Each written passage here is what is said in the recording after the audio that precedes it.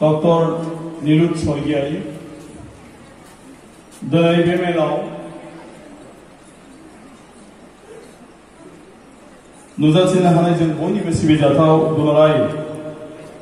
बाथौ गौथुमनि गाहाय नेहाथारि मुस्रि गणेश दैमारी दिनै बेवहायनो बे सावराय मेलाव आलासि महरै नुजाफैनो हानाय जों बयनिबो सिबिजाथाव गुवाहाटी यूनिवर्सिटीनि गेस्ट लेक्चारार डॉक्टर प्रफुल्ल बसुमतारी मानगोनां बिथां आरो जोंजोंनो बेवहाय लोगोआव जौस्राङाव जिराय बावनाय जों बयनिबो सिबिजाथाव जोंनि बयनिबो मानगोनां बर' बाजार गोजौ फरायसालिनि गाहाय फोरोंगिरि सिबिजाथाव काथिराम बर' बिथा जोंनि दुलाराय बाथौ गौथुमनि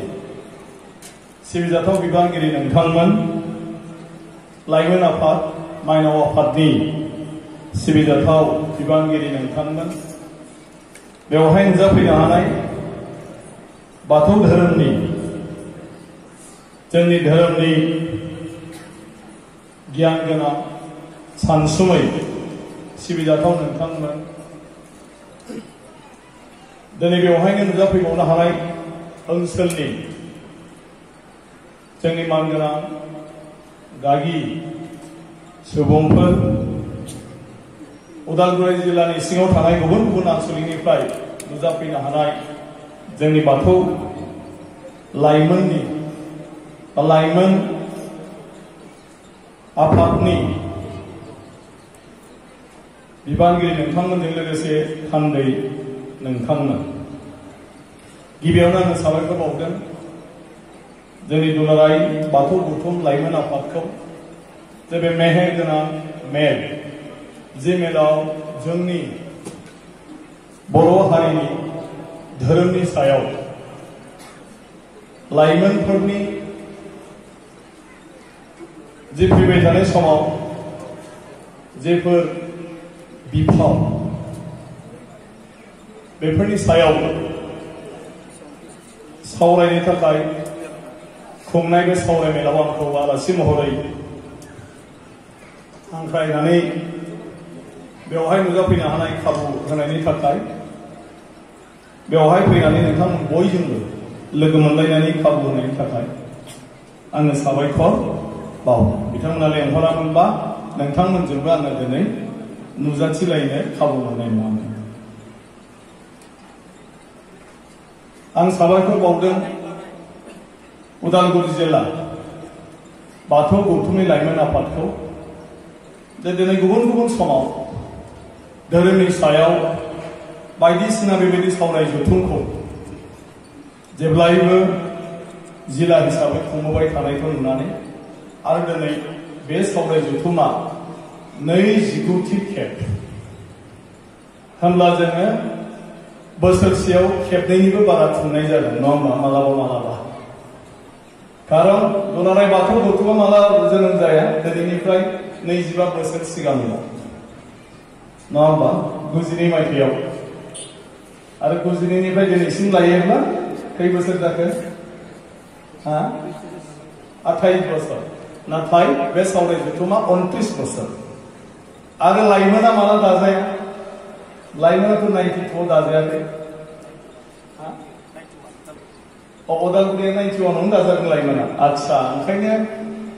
बोसोरफ्रोमबो खेबफा खेबफा गोलैयो आरो जुदि बिदि खुंबोदोंबा नाथाय आङो दुलाराय बाथौ गौथुमनि जिथु जोंनि गायसननायनि सान बेखौ नायोबा खेबसे बारा जानानै दं ना बेबायदि ओरैनोब्लाबो उदालगुरिया धोरोम सिबिनायनि बेलायाव धोरोमखौ सांग्रांथि लाबोनायनि बेलायाव धोरोमखौ फोसावनायनि बेलायाव गोबां बिहोमा होबोदों बर' हारियाव आंनाबो उदालगुरिजों नांजाबनाय आरो दाथ' ओंखामानो उदालगुरियावसो ना बानेरिनिफ्राय एमएलए नालाय नङा आं बाक्सानि आङो उदालगुरि सिमानि बे हिसाबै उदालगुरिनि बाथौ गौथुमनि बागै आङो आगोलनिफ्रायनो मोनसे आयदायाव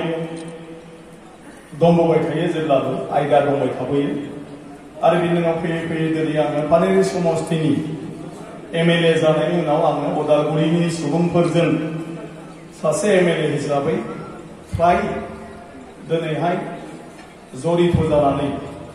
थाबोबाय थानायनि खाबु मोनदों बे हिसाबै धोरोम नङाब्लाथ' जेबो जाया नङा होमबा जोंनि आखला बेसेबां गाज्रिमोन आखल दावलफ्रा नाथाय लासैनो जेब्ला मानसिया धोरोमनि फारसे फैनानै बेवहाय जइन जाफैबाय बाहागो लाफैबाय होमब्ला बे धोरोमनि जि बाथ्रा जेफोर बोसोन बेफोरखौ लानानै लासै लासै लासै लासै मानसिया शुद्ध जाबोबाय आरो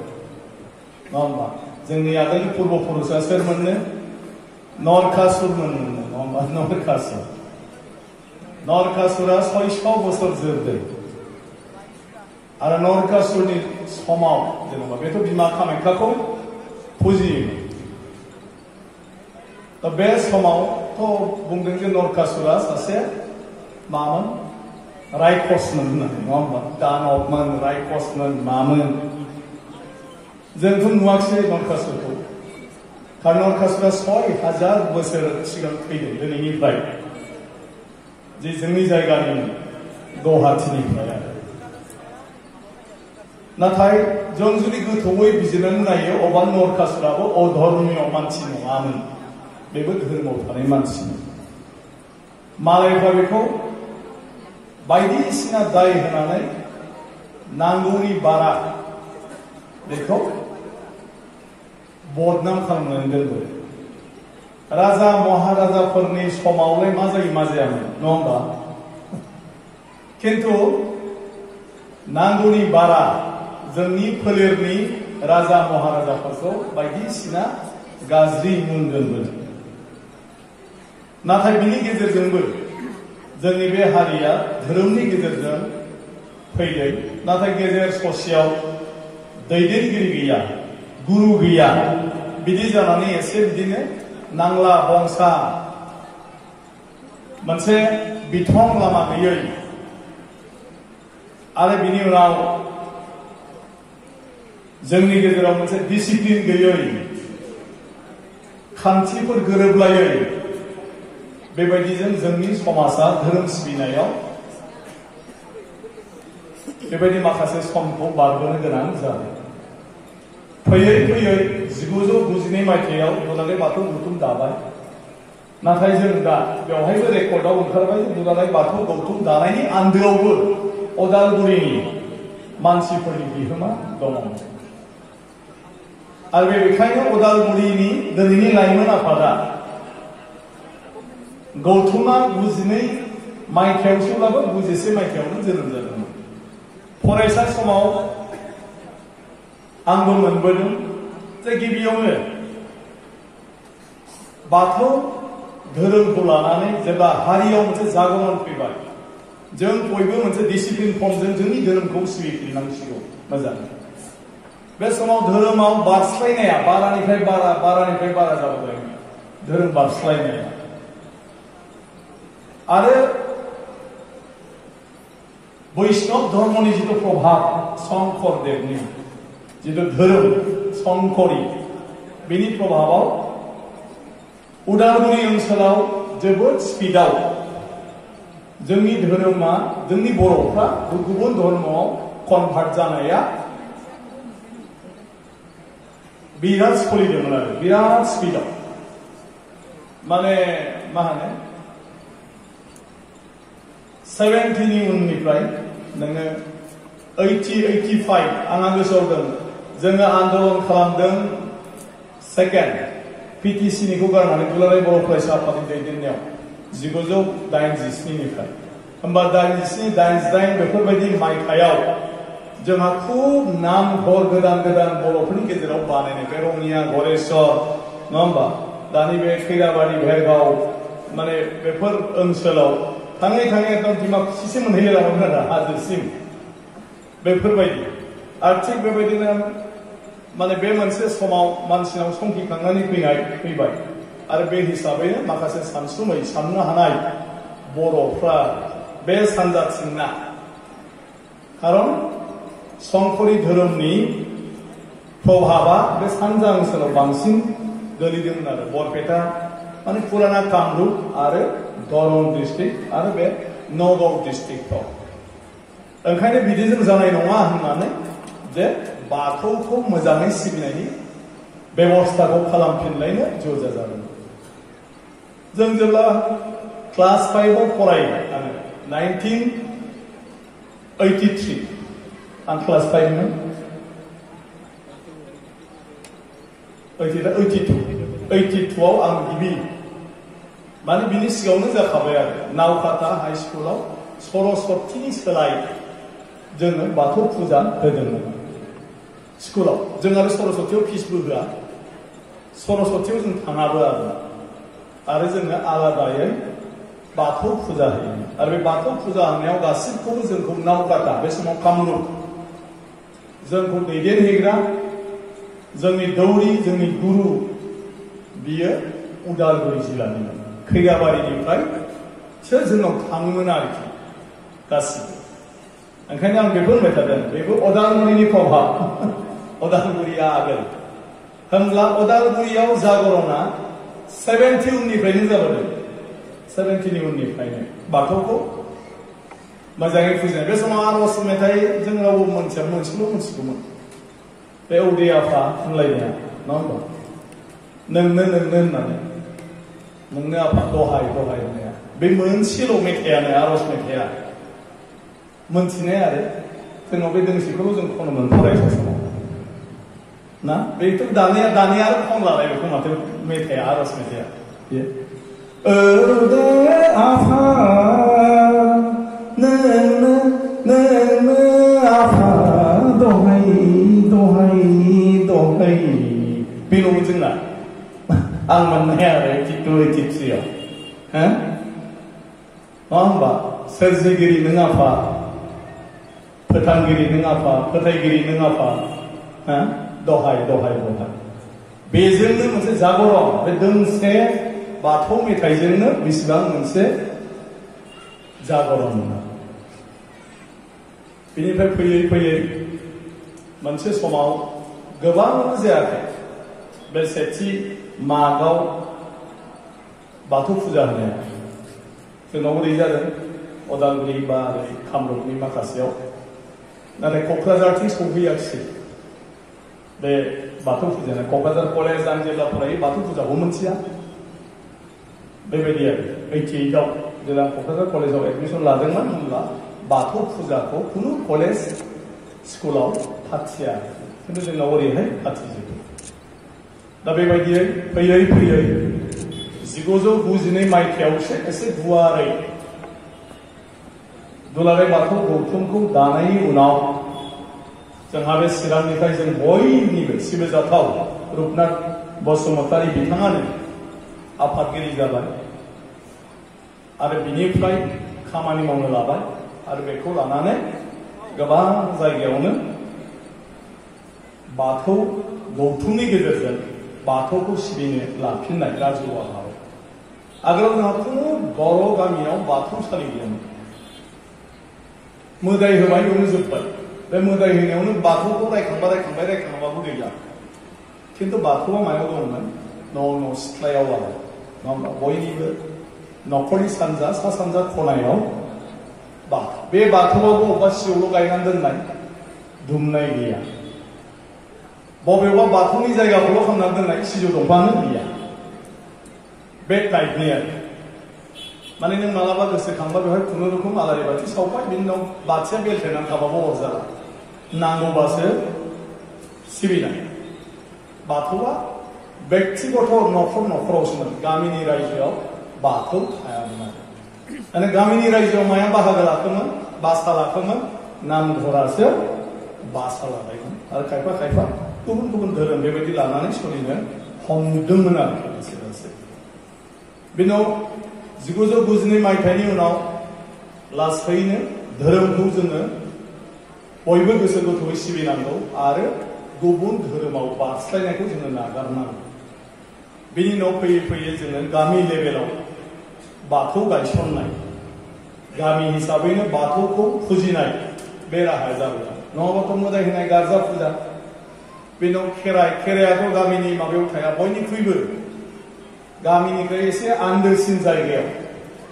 खारन मोदायखौ जों फुजा होनानै ओमफ्राय बेयाव थांफिननो गियो खारन मोदायनो माबा मोनसे लाङाबा नोंखौ हरनो हागौ नङा होमबा मोदाय होनाय जायगायाव जोङो ओरैनो थाङा जै दिन थाङो जोङो ओइदिन फुजा होनो थाखाय खेबसेनो थांखायो दाउसा फारौ लानानै एकदमबारे साफा सुफा खालामबाय रायसनबाय मोदाया होबाय ओमफ्राय बिनि उनाव बेवहाय थांफिनला बेवहाय हासुबाबो बे उदै साजागोन नङा होमबा हमजागोन खिबाबो माबा मोनसे जागोन बेवहाय रावबो जेबो खालामनो बेनो जाहैबाय गोदोहाय बे दंमोन खिन्थु धोरोमनि बेलायाव जोंदि बेखौ समाज हिसाबै सानफ्रोमबोनि जिउआव जोंनि आफा बोराइ बाथौखौ जे जों सिबिनांगौ सिबिनो हायो जों माबा माबि गाबख'नो हायो मालाबा मानिबा निमाहा बिनो हायो मालाबा मानिबा बोर बिनो हायो बेखौ जों इसेबां मोनथि रोङामोन आरो जोंखौ बोसोन होग्रा जोंहा गुरु गैयामोन ओंखायनो बे आफादनि गेजेरजों जि दिननिफ्राय दायथ' लानानै खालामबोदों बेनि गेजेरजों फैयै फैयै दिनै बे 30 बोसोरसोनि गेजेराव जों मोनसे आबुं महरखौ दिनै मोनफिननो हाबाय आरो दुलाराय बाथौ गौथुमनि बे दैदेनगिरिफोरनि नाजानाय खस्थ' मावनाय बे अख्रा अहंखार बर'नि गेजेराव बेखौ फालिहोनाय बेयो खम माने गोब्राब बाथ्रा नङा बेखौनो गोरलै बाथ्रा नङा जोबोद गोब्राब खामानि बिथांमोननि बावसोमनायनि थाखायसो दिनै जों बे अबस्थायाव सफैनो हादों बेनि उनाव दिनै लाइमोन आफाद माइनाव आफादा जिखिनि स्पिरिटजों मेंनाय गैयै खामानि मावबाय थादों जायगा जायगा थांनानै बेरायनानै सावरायनाय बुजायनाय बेजों दिनै फ्राय गासै बर'आनो गावनि बे धोरोमखौ लानानै सिबिनायल' नङा एसे गोग्गानो आरम्भ खालामबाय गावखौनो दा बाथौआरि होननानै गोग्गायो बर'फ्रा नङा होमबा आगोलाव खोन्थाना लानो लाजियोमोन बाथौ माने गादा गुदा बिदि सानोमोन बाथौ माने मालाया मिनिगोन बाथौ माने बे जेबो गैया बेबायदि सानजागोन होननानै गावखौनो गावनि धोरोमखौ बुंनानै लानो लाजिनाय बिदि अबस्थामोन जेरै फैयै फैयै बड'लेण्ड बे काउन्सिलखौ मोनखांनायनि उनावसो दाब दाब जायगायाव थानाय बर'फ्रा दख'ना गानदों नङा होमबा नङाबा मालायजों एदाव जानो माबा मोनसे बुंजानो मायावबा नासय जानो गिनानै दख'नाखौबो गाननो गिबावबाय आरो गावखौ बर' होननानै बुंनानै लानोबो गिबावबाय नाथाय जेब्लानिफ्राय बड'लेण्ड जाबाय बिनि उनाव जोंबो बर'सोथ' होनग्रा जाजोब्बाय दानाबा जेरावबो साहस फैबाय नङा थिग धोरोमाबो बिदिनो सिगाङाव गावनि धोरोमखौनो बुंनानै लानो लाजियो खिन्थु दिनै गावनि धोरोमखौ बुंनानै जों गोग्गानाय मोनो जे आं बाथौआरि मानो बाथौआ दिनैनि दिनाव बयजोंबो मिथिजाबाय बे मोनसे साइन्टिफिक मोनसे धोरोम आरो बिनि बादैबो बाथौनि जेफोर बाथ्रा जेफोर बोसोन बर' बोराइनि जेफोर बाथ्रा बे जाहैबाय इउनिभार्सेल ट्रुथ चिर सत्य अराय सैथो बाथ्रा बेखौ रावबो दिनै नंखाय होननो हायाखै दा दिनै जायफ्रा बाथौखौ एसे अध्ययन खालामो स्टाडि खालामो बिसोरो गोमोयो हाबा बर'फोरनि बाथौआ माथो बहुद ओंथि गोनां गासिबो बाथ्राफोरा आगोलाव सानोमोन दंफाङाव ओरैनो बिसोरो फुजियो प्रकृतिखौ फुजा खालामो बेवहायनो जोब्बाय सिजौ दंफां मा बेयाव मा ओंथि दं बेखौ मोनथिया बाथौ धोरोमाव मा ओंथि दं बेखौ रावबो मोनथिया मोनथिनोबो सेस्था खालामा आरो जोंहाबो खोन्थाग्रा गैया बुंग्रा गैया बेबायदि अबस्थामोन खिन्थु दिनै फैयै फैयै बे हालोदा गैला सम्पुर्ण दिनै सोलायफैबाय दा जोंहा मा जाखो बयबो आग्रह जाजोब्बाय दा आग्रह जाजोबनायनि उनाव बयबो गोसो थुलुंगाखांनायनि उनाव बेखौ दैदेनलांनांगौआ धोरोम सिबिनायाव टेस्ट मोनहोलांबाय थानांगौआ गोथाव मोनहोलांबाय थानांगौआ बेसो दा साननांगौ बाथ्रा फैबाय नै दा ओरैबायदि जाबाय बाथौ गायसननाय बाथौखौ दा ओरैनो गायसनला सासे रोंखा राखा आसारि दौरिफोर नङाब्ला बाथौ गायनानै लानो रावबो दा साहस जाला बयबो लुबैयो साबसिननिफ्राय हामसिन खान्थिनि गेजेरजों आंनि न'खरनि बाथौआ गायजागोन मोजां मोनसे गाबख'नो रोंनाय रायफोदनो रोंनाय सासे रोंगौ रागाव सोरबा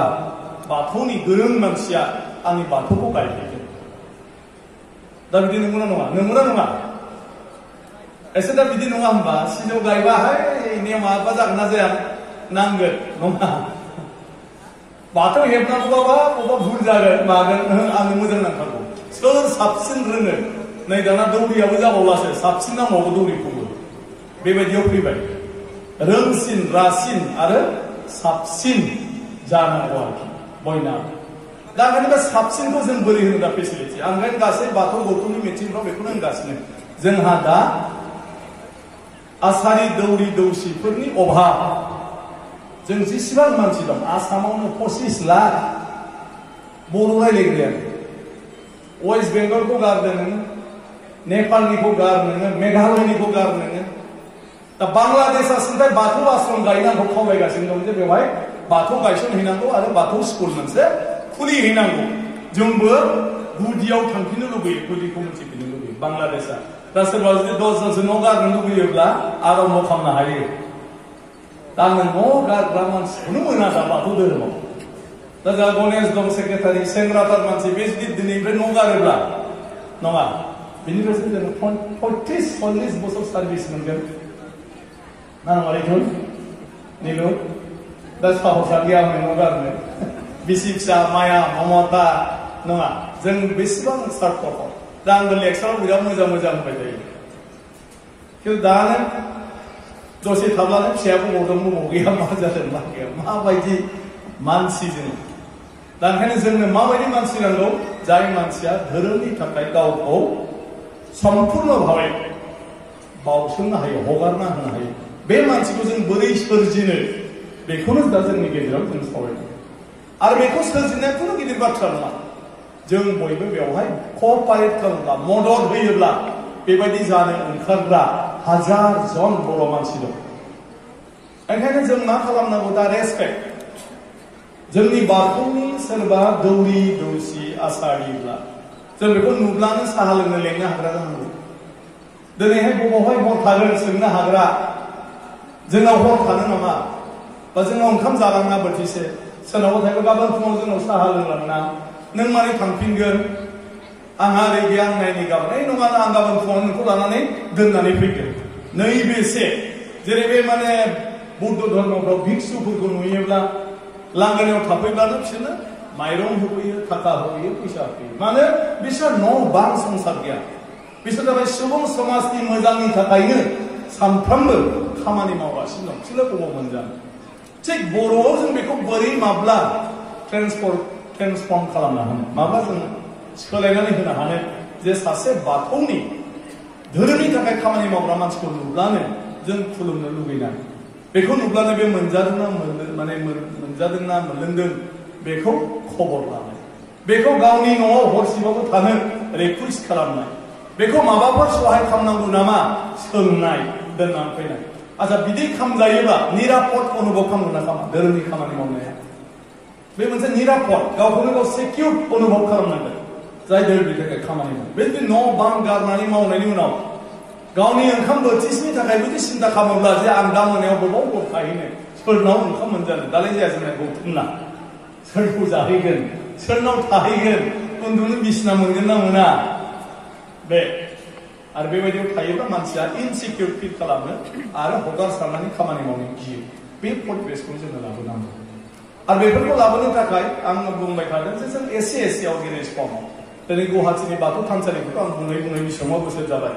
जे साब्रै साबाबाबो बेवहाय पार्मानेन्ट दौरि दौसि आसारिफोर थानांगौ आरो 25 जनसो जोङो अल आसामाव सेलेक्ट खालामनांगौ बेबायदि आरो बे साब्बाया जेब्लाबो थानांगौ बेखौ जेब्लानो सोलाबा रटेसन खालामनांगौ जाय साब्बा दौरि दौसि थायो बिसोरो मालाबा गावनि व्यक्तिगत खामानि बा दस्रा उसुबिदायाव बाहेरायाव थांनांगौ जायोब्ला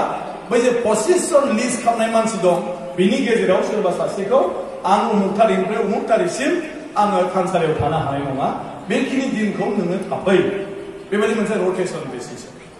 बिनि उनाव मोनफ्रोमबो जिल्लाफोरनिफ्राय आरो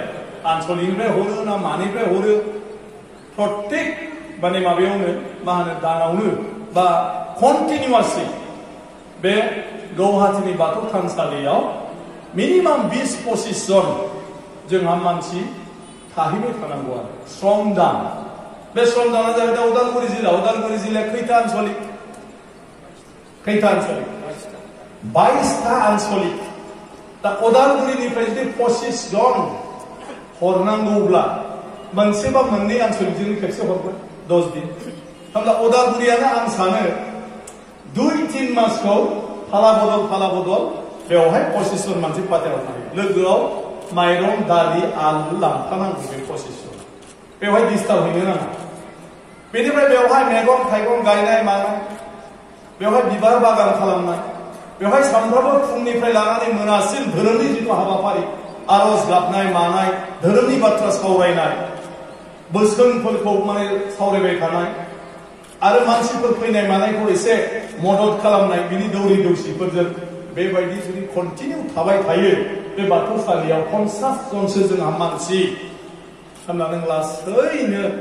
बेवहाय थानानै मावदोंनाय मादोंनाय मानसिया न' बां गारनानै गावखौनो धोरोमाव गोजोमलांनानै खामानि मावनो राजि जालाङो खायफा बेवहाय बिदिनो दौरि दौसि थाहैदाव लासैनो न' बांखौ नागारनो हानाय जालाङो आरो आं होनदों रिटायार्ड पार्सनफ्रा हागौमानि बे लामाखौ लानो हायोबा मोजां जोंना अनलायनाया बारा नों रिटायार जाबाय नोंनि फिसाया साख्रि मावो खेथि मावो नायनांगौआनो गैया न'खरखौ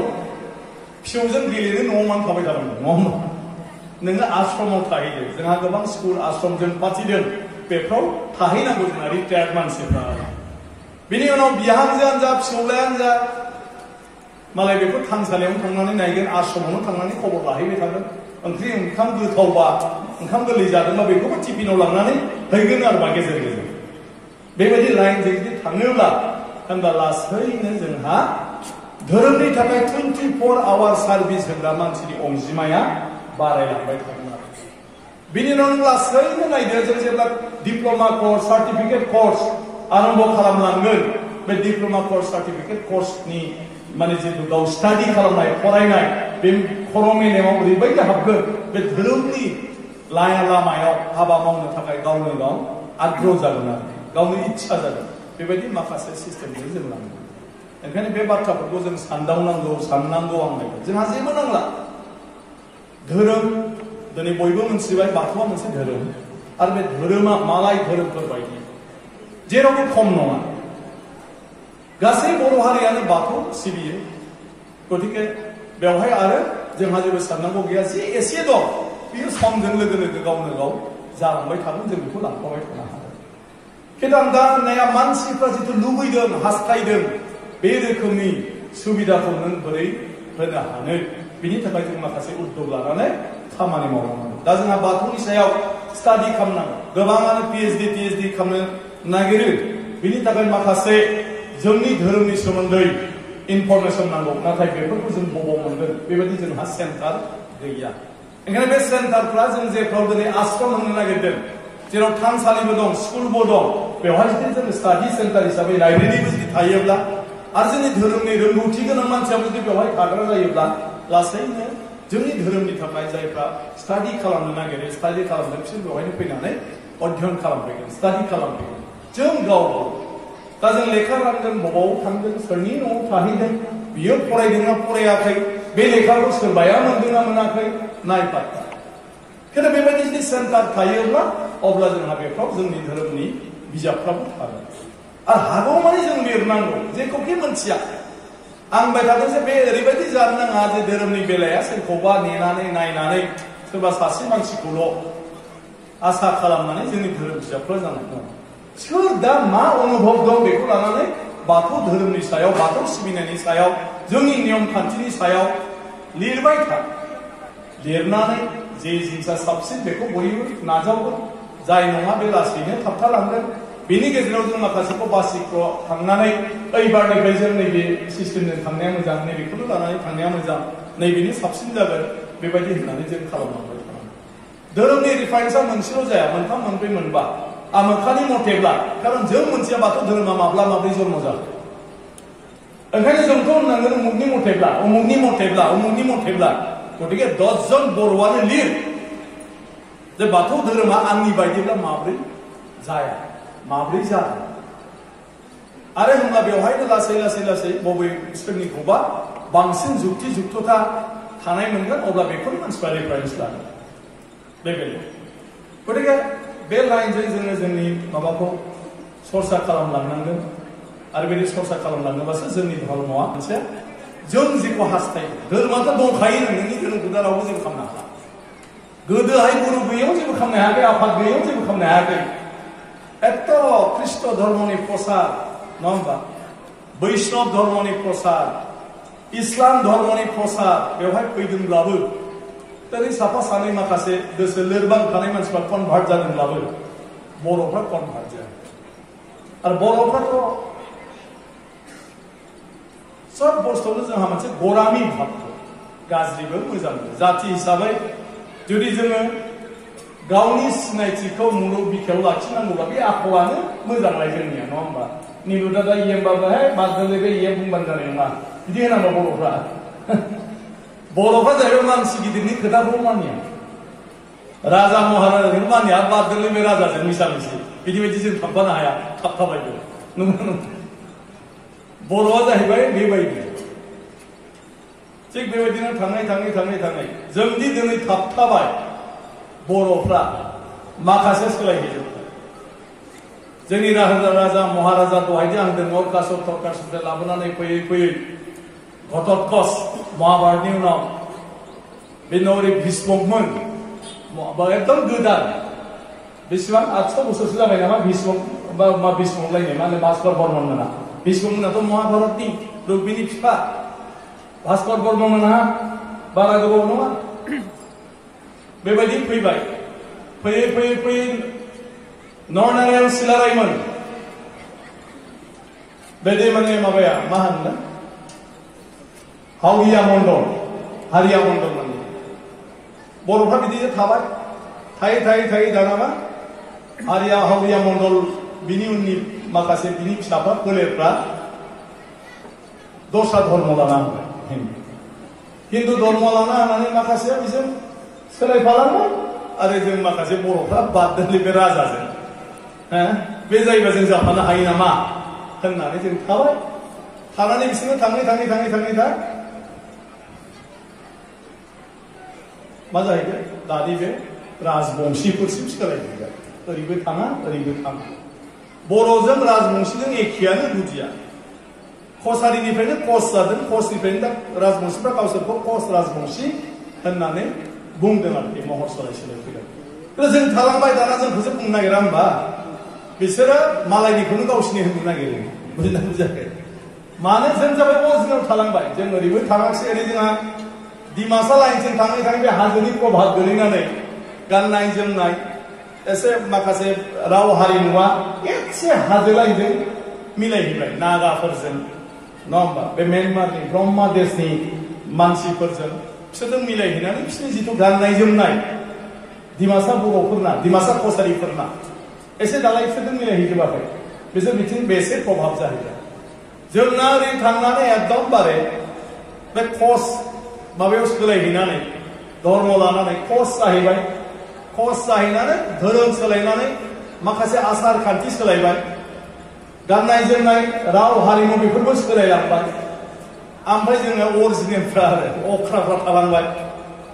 बाददों होननानै बाददों बे राजा मिसा मिसि बे जाबा जों जानो हायो नामा दादि बेवहाय गोबां बैष्णव जाबाय संकरि हाबजोब्बाय नामघर जाजोब्बाय दा माखासे अख्रा ओंखाराखै होनबा है बाददों बेबायदिखौ लानो हायो नामा बिदि जानो हायो नामा नङा होमबा गतिके जों बेखौ मानिना लानो हाया बेखायनो दा थाबथालायबाय नङाबाथ' दा एकदमबारे नामघराव आफा क'क्राझार डिस्ट्रिक्टआव गासिबो नंगौना नङा खिन्थु जोंनि जिथु मोनसे अख्रा अहंखार जिथु मोनसे स्वभाब दं जों मानिनो हाया नांगौबा बेसेबां गिदिर मानसिया थांनो थांबाबो गिदिर मानसिबो थांफाया गावनि राव हारिमुखौ लानो दाबोथ' जों बिदि अख्रायाव गैया होनबा दाख्लै हाग्रामामोन दा हाग्रामाजोंबो थांफाबाय थाबा जालालै प्रमट जालायबाय नङा होनबा आरो लासैनो प्रमट बर'खौबो देनां नोंसिना बारा बारा नुबा माखौबा सुखुवाबा बेजोंबो थांजाबाय दालाय आरो सोरबा माबा मोनसे ओंखारनोसैलाय नङा होमबा सरन ब्रह्म चौधुरि सरन नार्जारि इसोर जाबाय बिनि उनाव गेजेरावहाय जालालै बिसोरजोंबो फैबाय बड'फा उपेन्द्रनाथ ब्रह्म नङा होमबा बेबायदिनो मोनसे गुरुदेब कालिचरन ब्रह्म साननैसो बिराद गोथाव मोनलायबाय ब्रह्म धर्म ससेयाव ब्रेकआ हमना होलायबाय है बिदिजोंबो जानाय नालाय थिग नङा थालायबाय ओमफ्राय बेबायदिनो थायाखै होनबा बर'आ बाथौ धोरोमा नङा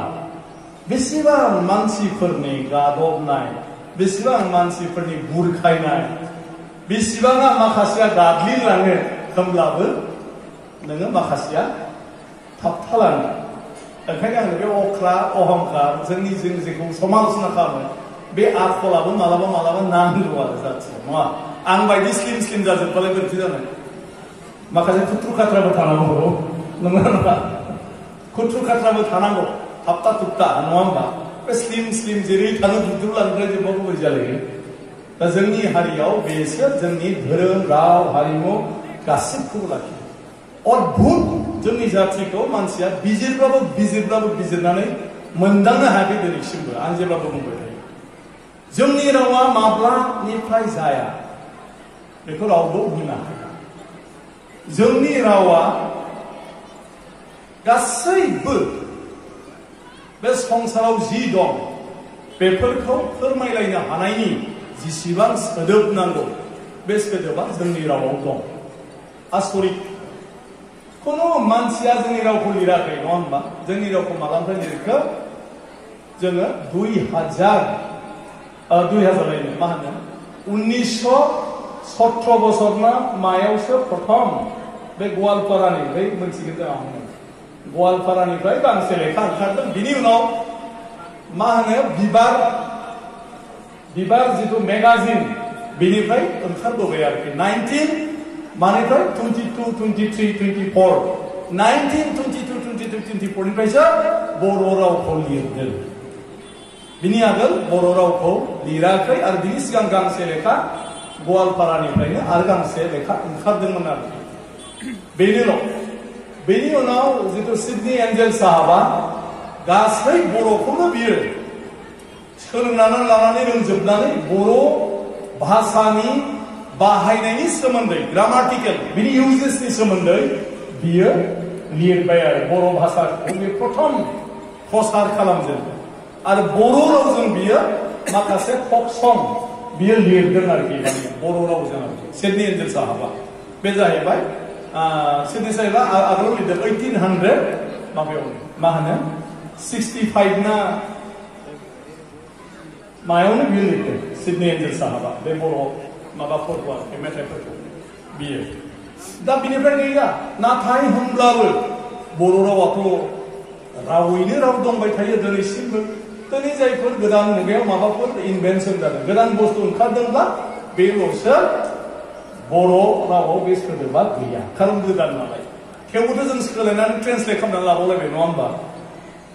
ना दुरबिनफोरखौनो जों गोजान होलायनानै बाहायनांगौ दाथ' मबाइलखौबो जानबुंसो होनबायबा जानबुं खम नामा बर'फ्रा मबाइलानो आरामथार बयबो मोनथियो गोरलै थेवबो द' बानायनानै लाबावबाय जानबुं मोनथियो माने बर'नि जाथारनांगौ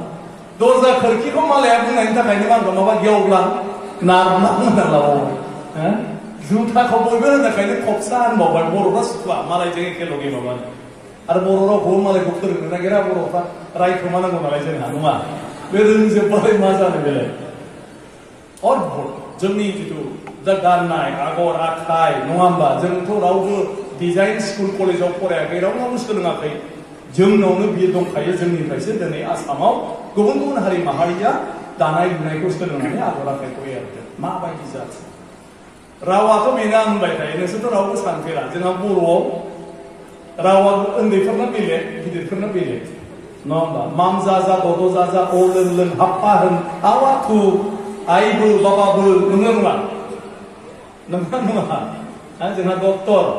दे जोंहा माबायाव फैदों प्रफुल्ल फैदों बे डक्टरेट प्रफुल्ल जामालाय मा जानो बेबो उन्दै गथ'जों आइबो होननानै सोंदों नोंसिनि आइया बो नङा होमबा बेबो उन्दै गोरलैखौनो दद' जा नङा होमबा दै गांनाय बोरैबा नुबा अ लों होनो नामा होननानै अ बे एम ए पास मालाय माथो जानो गथ'जों बेखौनो रायलायगोन खारन जोंनि बर'आव उन्दैफोरखौ बेबायदिजोंसो बुजिहोनो हायो आरो बर' रावखौ बिदैनिफ्रायसो फोरोंनो हायो ओंखायनो नामा जोंनि रावखौ जे ओंखारखौनो हाया रावखौ सार नं होनबाय थायोना मोजां नङा मा खबर मोजां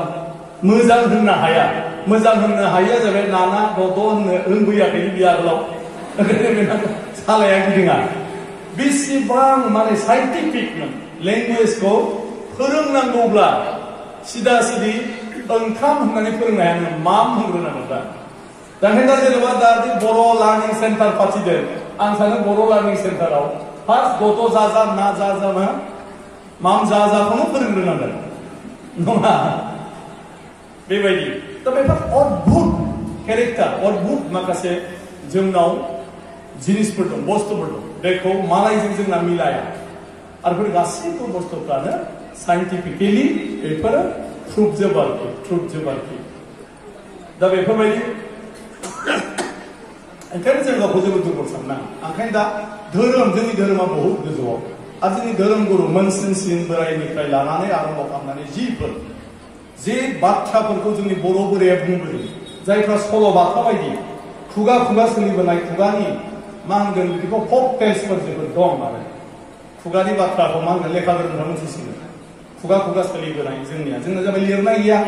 रावबो लिरा दाबो लिरा दा बाथौ थानसालि हयथ' गायसननायखौनो दाबो लिरनानै दोनाखै खोमा ओमफ्राय बाथौ थानसालिखौ माब्ला लुजेनखो दंना गैया आंथ' जेरावबो नुनो नागिरा नङा देनां बांग्रि मावनानै गोदोबा जावखांनानै मोनबा मोनथिनांगोन ना मोनथिनाङा बबे सनाव बेखौ गायसनामोन हिस्ट्रिया जाहैबाय बे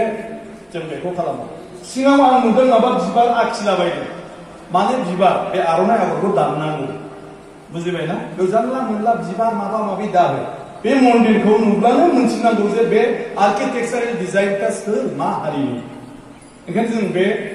बबेबा बायखोन्दा नेरसोन जोंहा माबानि मा होनो डिमापुरनि मानि गुबुन जायगा आरो एकदमबारे जोंनि कामाख्याफोरनि आर्किटेक्सारेल डिजाइना बेबायदि जोबोद मिउजियामाव दंजोबो हाजो आगरा गासिबो बेफोरबायदि जोंनि जिथु डिजाइन बे डिजाइनखौ मन्दिराव दाननांगौ जानला मोनला ओंथि गैयै बुस्थु खालामलाबायनानै दोननो नाङा बे बुस्थुखौ ओंखायनो हायोबा आरो सिजौखौनो ओरै खालामनानै ग्रिलखौ बेबायदि खालामनानै दोननांगौ जाहाथे बे सिजौ डिजाइन माने बियो बर'फोरनि बाथौ थानसालि होमब्लासो इयुन जोलैनि मानसिफ्रा बेखौ संनानै मोनगोन मा थिग गाबोन नोंसोर लासैनो बांगालि उफुद्रुबाव खालामनांगौबो हागौ नंगौना नङा नाथाय बे थालांब्ला मानिफ्राय मोनसिगोन बे दालाय क्लेम खालामजोबाखै होनबा बे जोंनि जायनि थाखाय दा इन्डिजिनियास ट्राइबेल फेथ एन्ड कालचार डिपार्टमेन्ट दिनै खालामनांगौ जादों डक्टर हिमन्त बिश्व शर्मा बिथाङा गाव चिफ मिनिस्टार जानानै दिनै बेखौ खुलिबाय बबेयावबा गामि मोनसेल' दङब्लाबो बे गामिया गावनि राव हारिमु धोरोम गासैखौ लानानै बेयाव थानांगोन जाहाथे मोनथियो जे बे जायगाया जोंनि दा बरपेटायाव जोंनि हारसाफोरनिबो जायगा गैला नलबारियावबो गैहांला फ्राय नगावआव जोंहा गैला हारसाफोरनि नामघरफ्राबो गैला जोब्बाय नोंनिया खैदिन थागोन गतिके बेफोरनि थाखाय निगाजि नोंनि होननाय मोनसे सिन थानांगौ नङा होमबा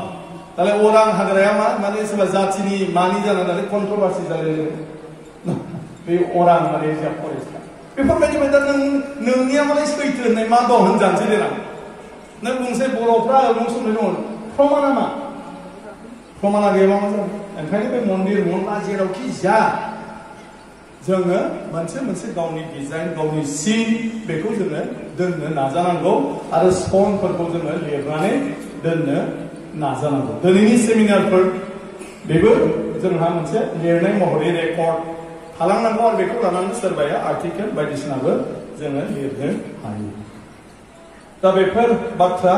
गतिके दिनैनि आयदायाथ' जोबोद मोजां धोरोम खान्थिनि गेजेरजों धोरोमनि आसार खान्थिनि गेजेरजों आखलखौ सोलायनो हानाय मोजां खालामना लानो हानाय बिनि उनाव सोरांनि लामाजों दावगालांनो हानाय बेसेबां मोजां जोंनि आयदाया नङा होमबा धोरोम सिबिनाय होनोब्ला धोरोमनि आसार खान्थिखौ मानिनाय होनोब्लानो माखासे बुस्थुआ जोंनि गोसोआव उत्पन्न जायो बे जाहैबाय मानसिजों मोजां सोमोन्दो अनलायनाय नङा होमबा मानसिखौ जोथोन खालामनाय सहाय खालामनाय सुबुं समाजनि थाखाय मोजां साननाय आरो मोजां खामानि मावनाय पजिटिभ थिंकिंसा अट'मेटिकेलि जोंनि ब्रेनआव फैयो धोरोम सिबियोब्ला धोरोमनि बाथ्राफ्राथ' गाज्रिथ' जेबो थाया नङा होमबा दान सुद बुथार ओरैखौ उमुख खालामनांगौ उमुखखौ तुमुख खालामनाङा गनायनो नाङा मानिनो नाङा धोरोमाव बिदि थाया धोरोमनि बाथ्राया जेब्लाबो मोजांनि थाखाय सुबुं समाज संसाराव इसोरा जि थांखिजों सृष्टि खालामदों बे सृष्टिखौ जों बोरैहाय बिनि जिथु खान्थि बे खान्थि बायदि जों बोरै फोथांनानै लाखिनो आरो बेबायदिब्ला जों माबायदि जानांगौ जों दा अनेनो ओरैबायदियाव थांनांगौ फैलायलांबाय हा अमाखौबो मोनजालासो जालायलांसिगोन बेबो जिउ जाबाय नालाय जिब जाबाय नालाय बिसिनिखौबो साननांगौ नाथाय इसोरा मोनसे बेलेन्सजों सोरजिनानै हरखादों बे बिनि सायाव बे बिनि सायाव बे बिनि सायाव सोनारनानै थांनानै थानांगौ थांनानै थागोन आरो बे बुस्थुआ ओंखायनो जोंनि दिनैनि जिथु थांखि बे थांखिया जोबोद मोजां आरो जों जुदि धोरोमनि बिथिंजों सानफ्रोमबो जिउखौ दैदेननो हायोब्ला मोजां दा धोरोमखौ जों जिथु सिबिनो हमबाय जों बयबो मोनदांनो हमबाय मोनदांनाय अनुभव आरो बे अनुभवखौ नों जेसेनो बांसिन बुजिनो सेस्था खालामगोन एसेनो नोङो गोथौनिफ्राय गोथौआव हाबलांनो हागोन धोरोम होननाय बुस्थुआनो बेनो नों सिबियोब्लाबो मायोब्लाबो गावनि मोनसे गोसो गोरबोजों बिजिरनायनि गेजेरजोंसो नोङो गासिबो बुस्थुखौ बुजिनो हागोन मालाया नोंखौ बुजायनानै बुजिहोनो ओमफ्राय होनबाय थाबा मा जागोन नङा होमबा जे नों जुदि मोजां जानो नों सानफ्रामबो बाथि साव ओमफ्राय सावनानै मा खालामनो आरज गाब ओमफ्राय नोंनि खोथाखौ बुंनानै ला ओमफ्राय बे ओमफ्रायनो होनबाय थागोन बे जेबो बुजिया आरो मा बुंदों मा जायो बेखौ गाव खामाखौ नङा होमबा ओंखायनो इसोर सिबिनाय धोरोम सिबिनाय धोरोमनि गेजेरजों सोलिनाया गावनि मोगथाङारि गाव फालिलांनाय मावलांनायनि गेजेरजोंसो बियो फैयो ओंखायनो साफ्रोमबो बाथौआरिया गाव निजे गावनो बेखौ सिबिथारनांगोन आंथ' होनबाय थाया होनबा जे नोङो जुदि दिनै सोरखौबा पुर'हित पारमानेन्ट दरमाहा लानानै जुदि खालामनानै दोनो नों जुदि दाहोना रुवाथिखौ गावनि बान्दा होननानै बेखौ जुदि फुङावनो सिखारनानै बाथौ लिरहोनानै जुदि सावग्रा खालामो नोंलाय इसोरनिफ्राय आशीर्बादखौ बोरै मोननो दा नंगौना नङा जाय सावदों इसोरा बेखौसो नुगोन ना नुवा जाय मानसिया साफा खालामदों आलारि बाथि सावदों गाबख'दों बे मालिकनिनो गाबख' संसारनि बयनिबो थाखायनो गाबख' जायनि थाखाय बे बुङा इसोरा बेखौसो नुदों नुवाखै गतिके इसोरा बेखौसो नुदोंबा मालिकखौ माबोरै आशीर्बाद होनो दा जोंना मालिका होनसै खैफोद आफोद जाबाय थाब्ला एथ' खस्थ' खालामनानै आङो मन्दिर लुबाय आलारि बाथि सावहोबाय थायो उमुक फुजारिखौनो बायनानै दोनबावबाय आङो साला होनबाबो जेबो इसोरा आंखौ नायहरा बुजिबाय दा इसोरा नोंखौ नुवाखैनो मन्दिराव बाथि सावनाय बेखौ साफा खालामनाय हा नोंखौ इसोरा बोरैहाय आशीर्बाद होनो बेखायनो इसोर सिबिनाया गावनि जों बयबो बाथौआरिया न'नि बिगोमायानो बाथौआव आलारि बाथिखौ सावनांगोन गावनो आफा बोराइ बाथौखौ गाबज्रिनांगोन गावनो आफा बोराइ बाथौनाव रायख'नानै लानांगोन रायफोरनानै लानांगोन होमब्लासो आफा बोराइ बाथौआ नोंनो थोंजोङै आशीर्बादखौ होगोन नोंनो मोजां लामा दिन्थिनानै होगोन गतिके गावसो खालामनांगौ मालाय खालामनायजों जेबो जाया गतिके जाय जेखौ नुयो बेखौसो अननाय फैगोन नङा होमबा दा इसोरा आफा बोराइ बाथौआ नुवाखैबा बोरै अननो आंथ' बे दानि गोदान जुगाव खायफा उनाव बिराद दुखु जाया माहाजोन माने मानसिफ्रा दाहोना रुवाथि लायो सोरबा दा निमाहा हो सोरखौबा जे भुल माबा बुंनाय बायदि बेनि उनाव एकदमबारे फिसालाया फैनोसै स्कुलनिफ्राय मानिफ्राय माबा माबि ओमफ्राय रुवाथिखौ होनबाय थानोसै थांलाय नों दाया माने ओंखाम जासिगोनदां साहा लोंगोनदां दै लोंगोनदां लंपेन्ट गस्ला सुनानै बिसिनाया गाज्रि जागोनदां सामफ्रामबो जुदि रुवाथियासो जोथोन लायोबा रुवाथिनि फारसे अननाय फैगोन ना फैया माहाजोननि फिसालाया आरो गोसोथोलायखागोन नों बिमाबाबो साहा खापसे जासिया साहा फुदुंनानै होआ दै खापसे होफैया ओंखाम मा गोथाव मोनो सोङा बिसिना बानायनानै होफैया बे बिमाया देरसिन ना न'आव खामानि मावग्रा जाय मानसिया फैनानै बुंगोन आदा दै लोंनो नामा आदा साहा लोंनो नामा आदा ओंखाम जानो नामा आदा दाउदै एवोबा आङो दाउदै जायोबा आं एवना होनोसै आदा माबाया बिसिया मोनामबाय आं जिखौ सोलायना होनोसै बेखौ साबसिन मोनगोन ना बे बिमा रायबाय थाग्राखौ साबसिन मोनगोन गतिके थाङै मोजां मोनलायबाय ओमफ्राय थांबासो हाखा बोरै जानो जों मानिनो हाया खिन्थु गथ'नि फारसे गावनि माबाखौ होनो हाया दा गथ'आ नुवाखै नालाय बेखौ आफा इसोराबो बिदिनो दा आफा बोराइ बाथौआबो नोंखौ नुवाबा बोरै खालामो प्रेक्टिकेला नंगौना नङा बेफोरबायदि माखासे बाथ्रा नों जायजोंनो हगारबाय था दा जों बिदा बिगै अनलायाब्ला नङा होमबा सोरबा बिदाया हा बिनानावा मालायजोंसो मटर साइकेलाव थांफाबाय थानांगौब्ला जाय बेखौ सहाय खालामो बिदानिख्रुइ बेखौ एसे मोजां मोनसिगोन ना मोनसिना आदाया बिसोर सहाय खालामो जोंना एकदम खाब्रां खाब्रां रायनाय दं नङा बिदाखौ बे रागा जोंसै आरो दस्रा सेंग्रा सहाय खालामनायखौ बे मोजां मोनसै बेखायनो दा इसोराबो आफा बोराइ बाथौआबो जाय बिनि खाथियाव थांगोन गाबबाबो रायबाबो बुंबाबो आफा बोराइ बाथौआ बेखौसो नुगोन नालाय बेखौसो नुबाय थायो नालाय गावखौ सिन्थिनाय जाबाबो जायाबाबो जायाबाबो अरजाया आफा बोराइ बाथौनि खाथियाव खिन्थु नों जि गोसो गोथारै फुजिदों सिबिदों बेखौ नुब्लानो नों आशीर्बाद मोनगोन बेखौ जों खालामनो हागोन ओंखायनो गावनो ओंखायनो धोरोम सिबिनाय बेखौ मोनदांनांगौब्ला बेखौ जेजोंबो बुजायनो हाया बे मिस्टि जानाय बायदिनो आं गोबां आफादफ्राव बुङो मिस्टि दा नोङो मिस्टिखौ जाबाय नोंनाव आं सोंसै मिस्टि माबायदि नों गोथाव माबायदि गोथाव गोदै गोदै माबायदि गोदै सिनि बायदि नङा बेरे मोदै बायदि नङा गुर मेथाइ बायदि नङा होमबा माबायदिथो आं बुंनो रोंलाहाय गोथाव जायखिया बुजिबाय नङा बेथ' सिनि बायदिबो नङा मिस्टिनि गोदैया नंगौ बेरे मोदै बायदिबोथ' नङा नंगौना नङा गुर मेथाइनि बायदिबो बेयो गोदै नङा खिन्थु बियो गोदै आरो बेखौ नों जानायाल' मोनथिगौ नों रावनोबो फोरमायनो थाखाय खुनु बेबस्था गैया नोंनि बे मिस्टिया नालाय ओंखायनो इसोर सिबिनायाबो जाय मानसिया बाथि लानानै बावथाय लानानै इसोरनाव बेखौ होनानै आरज गाबबाय खुलुमबाय माबाय गाबख'बाय बोर बिबाय बिनि उनाव बे थांखानानै जेरै स्रां मोनो जाबायहाय दिनैसो बेखौथ' बेल'सो बुजिगौ खामग्राया मालाया बोरै बुजिनो ओंखायनो नोंबो बुजिनोबा नोंबो सावनाय नोंबो बिनाय नोंबो खामनाय होमबाना नोंनाव मोनसे अनुभब फैगोन होमब्लासो नों बुजिगोन बियो माबायदि बुस्थु आरो बेजों सानफ्रामबो जों खालामलांबाय थायोब्ला जोंनि गथ' गथाय गासिबो बिसोरबो बेखौ खालामलांबाय थायोबा आरो जोंनि धोरोमाव धोरोम सिबिनायाव जोंनि आखल आखुखौ दानायाव जोंहालाय माखौ गिबावनांगौ बयनिख्रुइ देरसिन बाथ्राया जाहैबाय जोंनि लाइमोनफोर बे लाइमोनफोरखौ जुदि नोङो फोरोंलांनांगौब्ला अब्ला नोंनि धोरोम सिबिनाया जेब्लाबो गोसो गोथौयै गोथारै मोजाङै जालाङो खारन लाइमोन बैसोआव सोलोंनो दा जों खम जाला निरुपजों जों आरजखौनो दहाय हमफानो हायाखै बारा सफा सफाल' खनदों जों आरो सफा सफाखौ बावलायबाय बुजिबाय मानो जों जाबाय बोरायबाय अबसे निरुपआ बोरायाखै बोरायबाय गतिके दा नोंसोर रायबाबो बुंबाबो आरजखौ एथ' गोरलैयै जोङो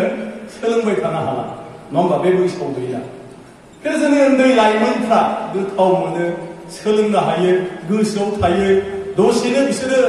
रोंजोबो हाजोबो नङा होमबा ओंखायनो जोङो बे लाइमोनफोरखौ बांसिन गोसो होनांगौ उन्दै गथ' गथायफोरखौ जोङो बाथौ खुलुमनाय बाथौ सिबिनाय बेफोराव जेब्लाबो लाफानांगौ होमबाना बिसोरनि गोसो गोरबोआव फुरा हाबनानै थालाङो आरो थैजासिम बोरायजासिम बिसोर आरज मेथाइ खननो लाजिला आरोना दा जोंबा जायाखै दां जायाखै जां होननानै जों लाजिबाय थायो एसे एसे जेरावनो सोलोंनोबो जों दा लाजिबाय जेनेबा जों हाजार नारसिन जोंनि जिउआव आरो इसेबां मोजां जाफैला नाथाय फैबाय थानाय इयुन जोलैखौ जोङो मोजां खालामनांगौ जोंनि न'खराव जोंनि गथ' गथायखौ जोङो मोजां खालामनांगौ आरो जोंनि न'खराव जोंनि गथ' गथायखौ जुदि मोजां खालामनो हायोब्ला होमब्लानो जोंनि धोरोम सिबिनायनि गेजेरजों जोंनि सुबुं समाजाव जोंनि सुबुं जिउआव मोजां आखल दावरनिफ्राय जुरिनानै गासिबो बिथिङावनो मोनसे गोथों आब्रुथि गोनां जायखौ जों सोरां लामा होनदों बेजों आवगायलांनायाव जों बयबो जाफुंसारनो हागोन जोंनि समाजखौ जों दा नेतृत्व होनांगौ दा बेसेबां गुलुं गुजुं समाज राजखान्थियाथ' खौसे जाखाला राजखान्थिया दा आंजों निरुपजों एलायन्स दंखायो दं गाबोन समफोर आरो एलायन्स बायबानो नांलायलायगोन जों बेथ' राजखान्थि बेजों नोङो जाथिखौ आसा दाखालाम राजखान्थिजों आफादाथ' जोबनोनो गैला बबे आफादनि मथे बर'फ्रा सोलिबावनो दा सोरनि मथे सोलिनो बर'आ खैथा आफाद जा होमब्ला बर' हारियाव आंनि नुहुरनायाव दा मोनसेल'सै बे जाहैबाय धोरोमनि गेजेरजोंसो जोङो बर' हारिखौ मोनसे गोथों आरो गोथार लामाजों जों दैदेनलांनो हासिगोन धोरोमासो हागोन राजखान्थि नेताया हाया आंबो हाया बेयाव आंबो हाया आंनि गासैबो माबा मोनसे बुंनाया मोजांब्लाबो आंनि दस्रा राजखान्थि खालामग्रा मानसिया बेखौ गाज्रि साला बे बुंबाबालाय जायो नामा बेबो ओरैनोसो दान्दायावसो बुंदों बियो होनगोन आरो आंबो सोरखौबा बिदिनो होनगोन नंगौना नङा कुनु दिन बेजों जोंनि समाजा जोंनि जाथिया आवगायनो हाला बे जोबफैबाय आन्दलनाव थिगमोन आन्दलनाव मानो थिग आन्दलनाव जाहैबाय पावार गैया आन्दलनाव जाहैबाय राननानै जानोबो जेबो गैया आन्दलनाव जाहैबाय सेक्रिफाइसआवथ' आरो जेबो मोननांगौ खम बारा थाया नङा होमबा सेक्रिफाइस नोंबो बुजादों आंबो बुजादों आंनाबो गावथारजादों सोरबा नोंनाबो बुथारजादों समान नाथाय जेला राजनिति जोबनानै सुक्ति जाबाय माबाय फैबाय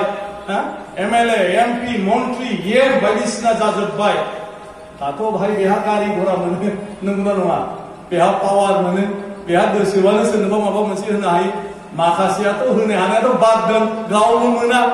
होमबा बे मारैहाय बेजों खारफाबाय थानो हाबावनो खारफाला नालाय बेवहाय संघातआ फैनोसै आरो आन्दलनसिम थिगानो दं आरो जोंनाथ' बिदिजों फैनाय इउनिटि थ्रु स्ट्राइक जेब्लानो गावस्रालायो आन्दलन आरो आन्दलनजोंसो जों ज' जानो नागिरो दा जोंना सानसुमादाया बुंगासिनो दंलाय फैसेबो माने मा होनो फैयैथ' मानसि माबा जाबाय थाबाबो आरो दा बेखौनो बे माने आन्दलनाव जाहैबाय जेबो माबा गैला नालाय ज' जाहैबाय आरो नाथाय बिदिजों बे मोनसे समाजा उन्नति जानो हागोन नामा बिदिजोंबो हाया ओंखायनो राजखान्थिया जेराव दं बेवहाय जोख्रुबलायनाय जोख्लायलायनाय थाखागोन बयबो पावार दं जेराव पावार दं बेयाव रावबो मानसिया अनलायनानै थानो हाया गादबनाय गाख्लायनाय बे सोलिखागोन पावाराव नङा होमबा पावाराव खेमथायाव दा बर'फ्रा जाहैबाय खेमथाया फैबाय नालाय एसे गतिके दा आं स्पिकार आं एमएलए आंथ' हाथारमारो सोरनोबा माबा मोनसे होनो खिन्थु आं बयनोबोथ' हाया लायो होनबा जायफ्रा मोना बे आंखौ गाज्रि मोनगोन जाय मोनबाय बिसोरलाय एकदम बाख्नायनायानो नांगौनि बारा बाख्नायबाय थानोसैलाय बिस्रा गतिके जेराव खेमथा दं बेवहाय मालाबाबो खौसे बा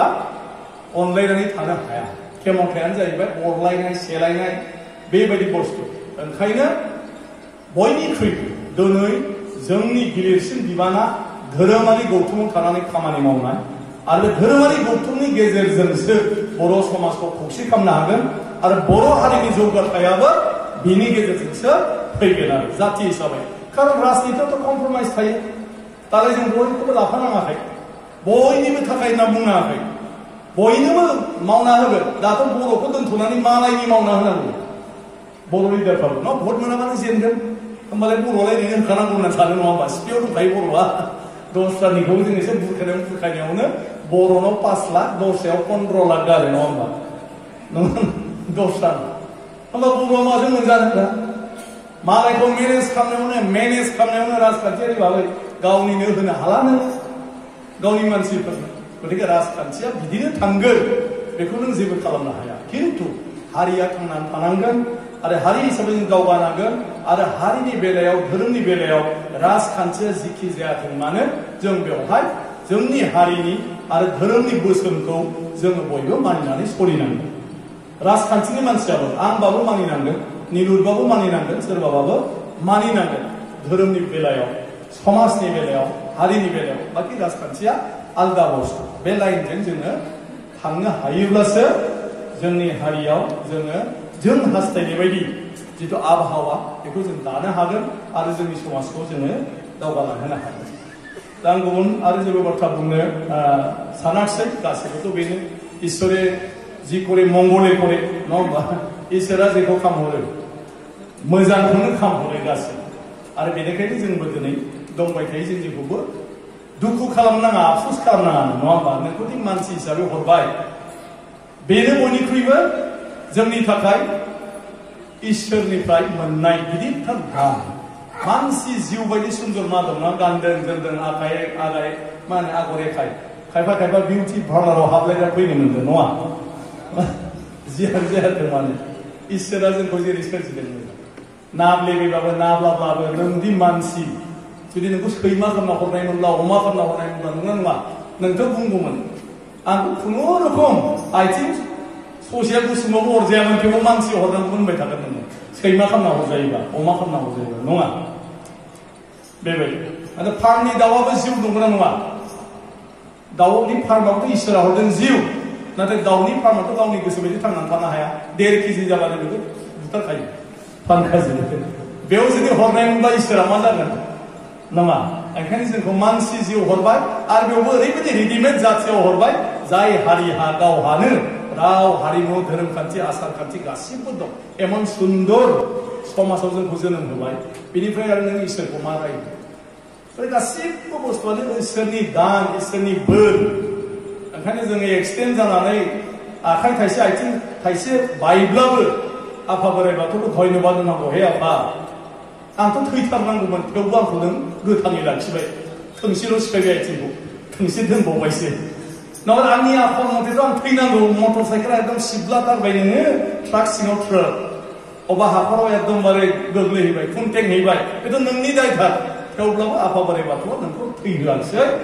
आखाइल' थाइसे खंगा खालामनानै दोनबाय मेगन थाइसेल' थांबाय धन्यबाद नङा होमबा आंखौ जे बिदि दोनबाय होमब्लाबो धन्यबाद होनांगोन इसोरा जि हरदों नङा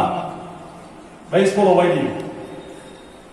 माने सासे राजा आरो सासे डाक्टार बिराद लोगो राजाया सिखाराव थांबाय थायो सिखार खालामबाय थायो राजाया बेनाव सानसेखालि राजानाव मा हायख्लाबखो गाराया जाबाय थैया गनानै खाथे खुथे खालामनानै फैबाय मोनाब्लिनो सफैनानै बे डक्टर बुंबाय डक्टर दे मारै खालामो बिराद साबायलाय डक्टरा ओमफ्राय एकदमबारे सुवा सुसि बेन्डेज खाना होबाय राजाया बुंबाय डक्टरखौ आच्छा डक्टर मोजां जागोन ना आरो बेखौलाय आं बोरै मोनथिनो इसोरासो मोनथिगोन इसोरा जि खालामो गासिबो मोजांखौनो खालामो गतिके मोजां जानांगौ नोंना बियो राजाया जेबो बुङाखिसै साननै सानथाम थाबाय बिराद सानाया उगदावबाय बे नङा डक्टरखौ लेंहरलायबाय नायलायबाय इनफेकसन जादोंलै होननानै इनफेकसन जानायखाय एसे सानाय मोनदों दा मा खालामनो मोजाङै सुनानै इन्जेक्सन गंसे होयो सुबाय माबाय इन्जेक्सन होबाय आरो बेन्डेज खालामलायबाय मा डाक्टार एबार थिग जागोनथ' जाबाय राजाया बेखौ आं मा मोनथिनांगौब्रा ओमफ्राय मोजांथ' जानांगौ आरो गाखिथ' इसोरनि सायाव इसोरा जि खालामो मोजांखौनो खालामो राजाया सिरि थाबावबाय नेक्स्ट फैबाय आरोबाव सानाया हाला डाक्टारखौ लायहोबावबाय राजाया लायनानै डाक्टारा माथो जाथारगोन होननानै खेवबा सेवबाय मोदोमा दाना जाबाय माने इनफेकसना दाख्लैना मोजां जायाखिसै सेवजोब्बाय दा मा जानांगौ दानस'नांसिगोनलै आसिखौ जाबाय राजाया नङाबा ओरै दावखोलांबा आखाइखौनो दानस'नांगोन होनबाय बाब राजाया रागाया हाला साला नोंखौ दाख्लैनो होनदां मोजां जागोन ना जाया मोजां जागोन ना जाया नों आरो साला इसोर जि करि मंगलै फरायबाय थायो इसोरा जि खालामो मोजां खालामो गतिके मोजां जानांगौ होनबाय थायो दा मा जानांगौ आरो मा जानांगौ उपायथ' गैला दानस'नांगोन नोङो आरो बेखौ दानस'वाबा ओरै सेवफैयोबा आखाइखौ दानस'नांगोन उपायथ' गैला राजाया दे दानस'दो होनबाय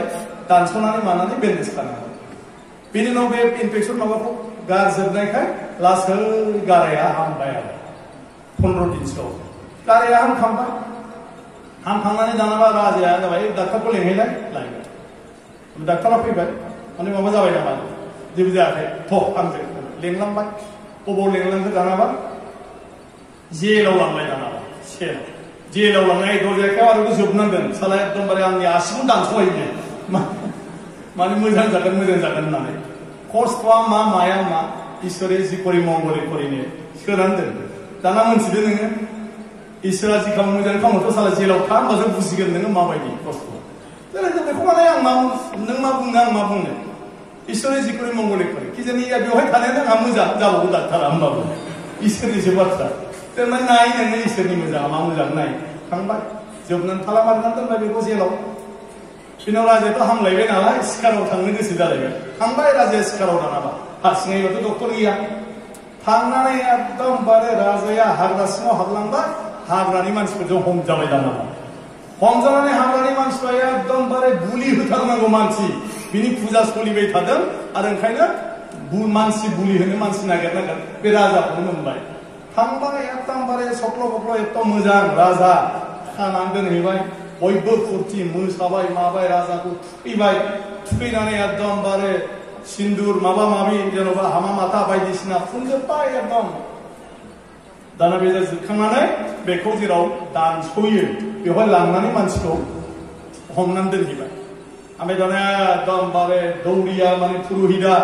मन्थ्रआ रायै दानहोथारसै दाना दानग्रायाबो रेडिखा राजाखौ दानस'गोना